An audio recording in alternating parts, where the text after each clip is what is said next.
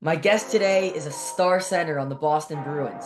He was drafted by the San Jose Sharks in the 2010 NHL Draft. He's represented the United States on the world stage. It's my absolute honor to welcome to Jake's Takes Bruins star center Charlie Coyle. How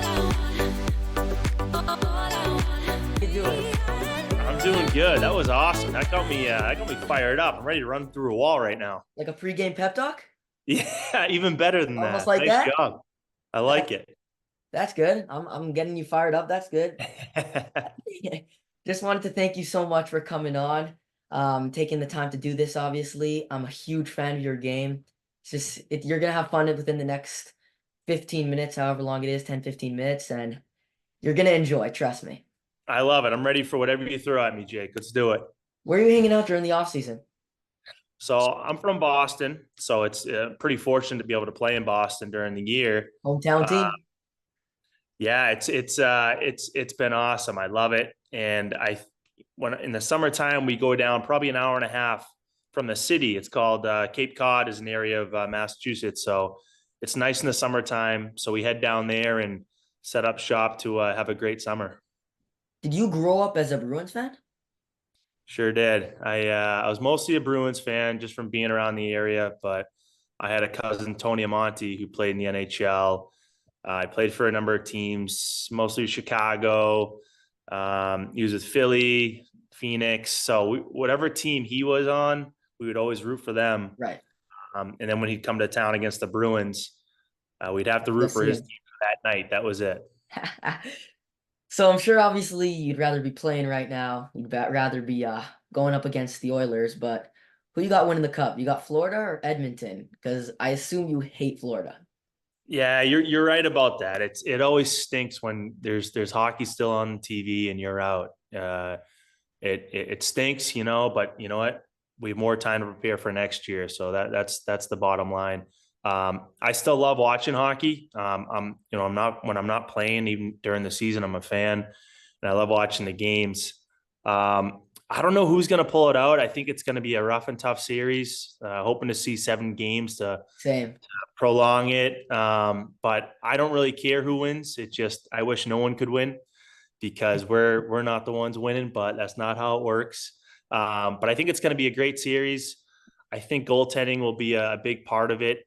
Maybe some special teams too, whoever can capitalize on that and figure out the penalty kill on each team. I think that's going to be a huge difference.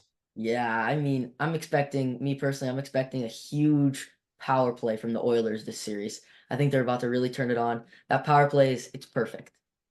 Yeah, it's not fun to play against. Luckily, we only play against twice a year, but when they get moving, McDavid gets circling, Draisaitl goes down to the goal line, one timer, like they have so many options. Hyman on the back door. Yeah. It's a threat everywhere, and it's hard to handle. Okay, so I know, like we spoke about, winning the cup this year, the goal just it didn't happen this year. But you guys had another really impressive season. Finished second in the conference with 109 points. And this is interesting because it was a little bit of a transition year. You lost Bergeron and Krejci, obviously. How would you describe this season? I don't think a lot of people expected much from us. With that being said, I know what we expected from ourselves and what our standard is. So there was no panic or anything like that from, guys who we've lost or retired or traded or signed elsewhere. We wish we could have everyone back. We had such a great team last year, and but that's just the way it works sometimes. And when other guys go out, well, new guys got to step up and fill roles and have more responsibility and added opportunity. So that's how you kind of treat it. And it's not just one guy or two guys replacing Bergeron, Krejci, your top guys. It's everyone kind of has to up their game and bring a little more. And I think we had a lot of that. We had a lot of guys step up. We had a lot of younger guys come up and play big minutes from the AHL. And then the free agents that we signed, came in and did an unbelievable job themselves. So it was kind of all coming together. And of course, you have your two goalies playing unbelievable. That always helps a team keep going and win some games that maybe you shouldn't. But I think there's a lot to be proud of. Did we get to where we want to be winning a Stanley Cup? No, we didn't. But there's a lot of little successes along the way that you have to remember and bring, but also learn from your mistakes and what didn't get you there. So as long as you bring that and learn from it and bring it into next season, that's success right there. So you got to look at the positives. So yeah, I'm gonna mention your goalies later on, but you mentioned Krejci and Bergeron leaving and all that. But it just points out to me, you're the exact type of player that a team needs to win. You're huge, you're massive, you're amazing on draws, got that physical style of hockey. You had a career season with 25 goals and 60 points this year. Just what clicked to help you achieve these type of numbers? There's a lot that goes into it. You're really pumping me up still, Jake. I love it. I need you before every game here. But I'm pretty hard on myself. I think you got to have the mindset you can always be better, and there's a lot of things that I can still get better at, and even the areas that you mentioned too, and face-offs and the other things you can always get better and improve. And I know I can do that, and that's what I'll strive for. Um, but I think, like I said before, like we talked about with the team, I think there's little successes that you got to remember. But I think there's a lot that went into it. One, just feeling good, feeling healthy. Last summer, I was able to train properly with no limitations, and that's been that's been a first in a number of years here. So I felt the best I felt in 5 or 6 years, and be able to train and feel my best. So when training camp comes and the season starts, you're ready to go, and that work you put in the off season, it's paying off, and you're feeling great. But also playing with some great line mates. I play with Brad Marchand a lot during the year, and some other guys throughout as well. That can always help too, playing with high caliber guys like that, who can make plays and find you, and that definitely helps the point totals as well. But I think you gain confidence too when you play in a bigger role and you need to play up to that standard. It kind of elevates your game, and I think that can only help, and you start to build confidence that way. So it was a whole mess of things that kind of came together. It's not just one or two things, but it can all help. Speaking of your training, I could be wrong, but I'm pretty sure you played all 82 games this year. And not only did you do that, it's your third year in a row that you've played 82 games. Not only that, actually, you've played all 82 games 3 years in a row, two separate occasions in your career. You also did it with the Wild 3 years in a row, too. That is insanely impressive in today's game. Like, what's your training been like? Are you following the Phil Kessel hot dog routine? I think Phil Kessel might be a little different than me. If I was on the hot dogs all the time, I wouldn't be able to function out there. I'd get fat and I wouldn't be able to play. So not too many hot dogs, even though I used to love them when I was younger. But sometimes you get a little lucky, but I think you get more lucky when you put in the time and you do the proper things, to get your body and your mind prepared to play and get ready for an 82 game season plus playoffs. Um, Sometimes you're not always 100%. I don't think anyone is exactly 100% at all times. So you play through things, but that's just kind of the nature of hockey and how players are. You're always playing through stuff. The guy next to you is doing it, so then you do the same thing. But I take pride in my training and getting ready and making sure I'm as healthy as I can.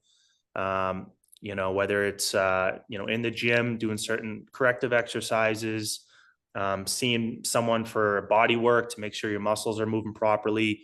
I take a lot of pride in that, and your body and yourself is an investment, right? So you want to put in the time and do the proper things necessary so you can feel the best out there and prolong your career and feel good playing. Put in the work. I hear. Anyway, so I'm a Leafs fan, and obviously you guys beat the Leafs this year. But did you hear what Matthew Tkachuk said after you guys won? He said that everyone really knew and there was no doubt in their mind that you guys would win that series. Like, is that true? Just tell me straight, Charlie. Like, are you going into that series like, okay, how do we play around with them? How do we get the Leafs fans' emotions up and then shut it down? I think I can't speak on Matthew Kachuk and his thoughts, but um, you want to go in, thinking, hey, we're going to come out. But I think when you think of the end result, winning a series or winning a game, sometimes you can get away from the details that get you there, right? So we always pride ourselves in our room on focusing on the task at hand and the process. And when you focus on the process, you can hone in, focus in on doing the little things and the details of the game and throughout a series. And when you do those things, the end result just comes naturally. So you just can't go from here to here and get to it, right? It's those necessary details that you have to focus on.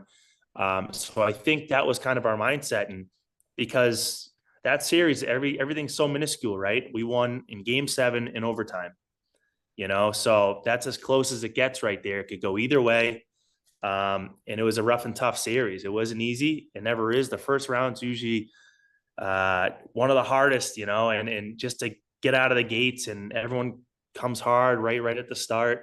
Um, and you just try to play your best and focus on the task at hand. So that was our mindset. That's what we tried to do. We never focused on, hey, we're going to win this. That comes when you do the necessary things. So, Charlie, how can I not ask you about Brad Marchand? When he's on your team, you love him. When he's against you, you absolutely hate him. He seems to have that insane desire to win, do whatever it takes. Is he the most competitive player in the league? He's got to be. Yeah, he's tops. He's up there for sure. I haven't played with every guy, so I don't know. I can't say, but I would be surprised if many, um, or even if a couple, are as competitive as Brad Marchand. That's why he's our captain. He's our leader. He always raises his game. He raises his teammates' game. Whatever the game calls for, whatever, we need a little pick me up shift. We need a big hit. We need just someone to go out there and be a dog on a bone and show that, hey, this guy's here to play. We better follow Yeah. him. That's Brad Marchand. And he's a big time player. He puts up points. He works like a dog. And most people don't see how he works off the ice or how he works in practice and the reps he puts in. Um, that's the Works hard. stuff that he's he's able to do on the ice in games because of the things he does in the gym, in practice, away from the spotlight. And he does that over and over again, and it's contagious.